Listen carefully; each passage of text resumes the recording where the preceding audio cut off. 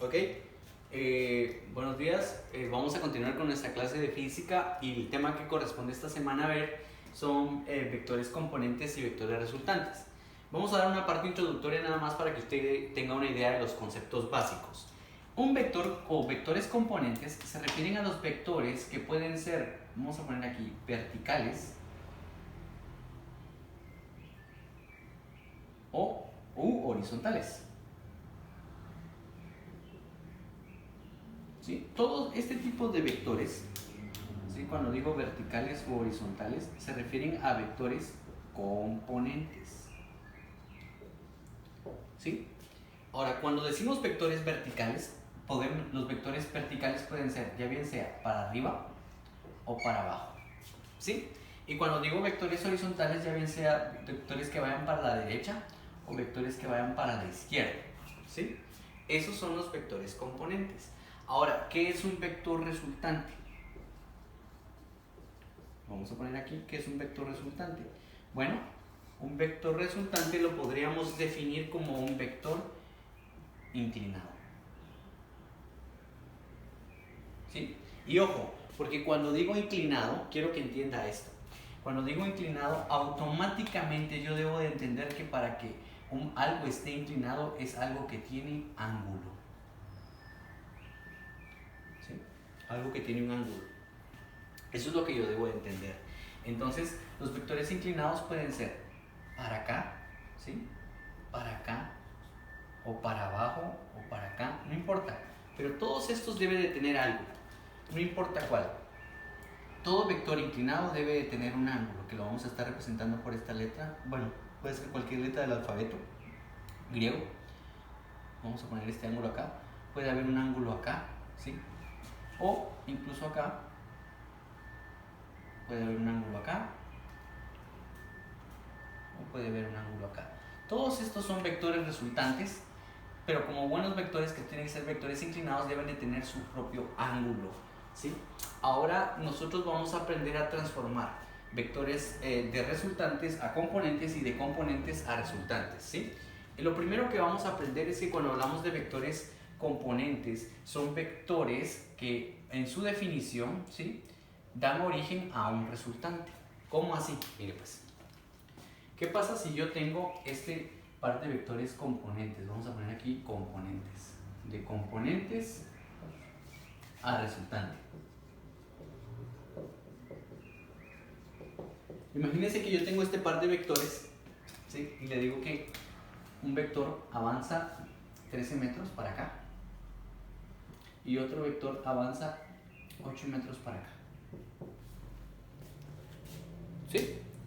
Ok, entonces lo primero que vamos a hacer es aplicar una fórmula para poder encontrar el vector resultante. Vamos a transformar estos componentes, un vertical y un horizontal, a un vector resultante. Esto quiere decir que los vectores componentes, este al ir así y este ir así, los vamos a unificar, los vamos a unir. Y esa unión va a formar un vector inclinado, o sea, un vector, vamos a poner este, resultante. ¿Sí? Entonces, para poder encontrar un vector resultante, en algunos libros aparece como R, en otros aparece como PR, vector resultante. Vamos a aplicar una fórmula modificada o variada del teorema de Pitágoras. Dice que para poder encontrar un vector resultante, yo debo de sacar la raíz cuadrada del vector horizontal, y note aquí que horizontal lo pone como en X. ¿Por qué? Porque ese es el eje X, y lo vamos a ver en funciones también. Y el vector vertical, o sea, el vector en Y al cuadrado, ¿sí? Eso quiere decir que para poder aplicar esta fórmula, lo primero que yo tengo que hacer es identificar cuál es el vector en X, o sea, el vector horizontal, y cuál es el vector en Y, el vector vertical. Mire acá, vamos a poner aquí las palabras claves para que usted no se pueda perder. X quiere decir horizontal y Y quiere decir vertical, ¿sí? Bueno, entonces yo vengo y quiero utilizar la fórmula, vengo a mi ejercicio, a mi problema, y observo cuál es el vector en X y cuál es el vector en Y. Recuerden que X es horizontal, ¿sí?, y Y es vertical. Vamos a ir entonces. Aquí, como puede ver, este vector 13 metros está horizontal, por lo tanto, este va a ser mi vector en X.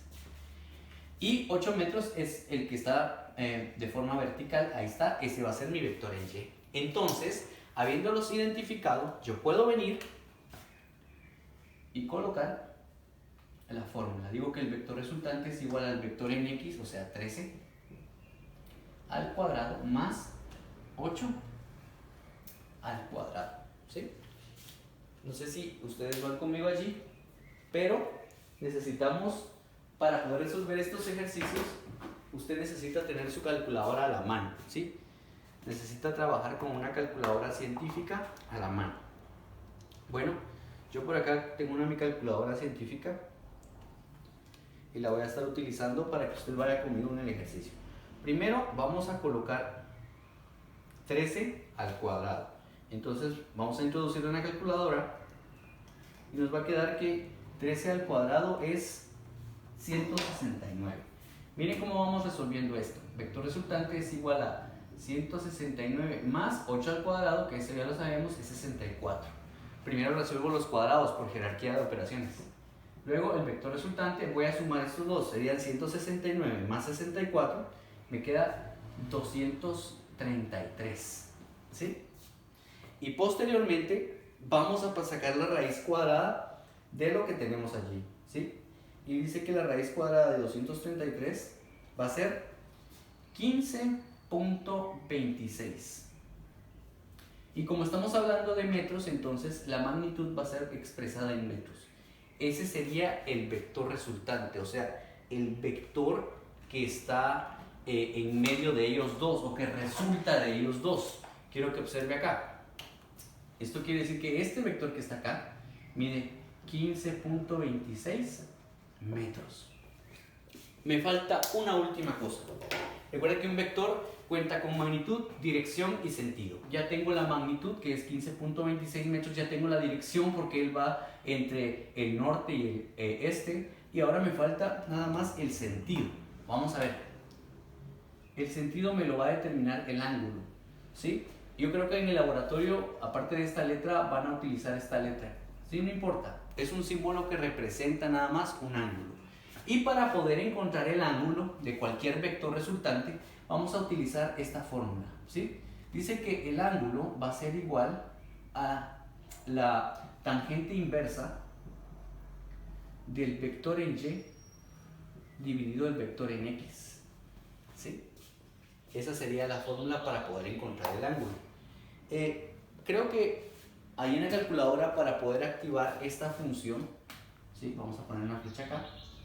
Usted necesita presionar la tecla Shift y luego va a presionar la tecla tan. Así se activa la función inversa. Tan menos 1 quiere decir la función inversa. Eso lo va a hacer usted ahí en su calculadora y vamos a meter solo los datos para que usted pueda realizarlo en su calculadora. Miren la fórmula, se copia el tan menos 1 y ahora vamos a meter los valores. BY es 8 y BX es 13. Eso quiere decir que cuando yo vaya a mi calculadora, lo primero que voy a hacer para resolver es Shift y después la tecla tan para activar esta función. Abro paréntesis, pongo 8 dividido 13, cierro paréntesis y le doy a la tecla igual y usted va a obtener el resultado del ángulo de ese vector.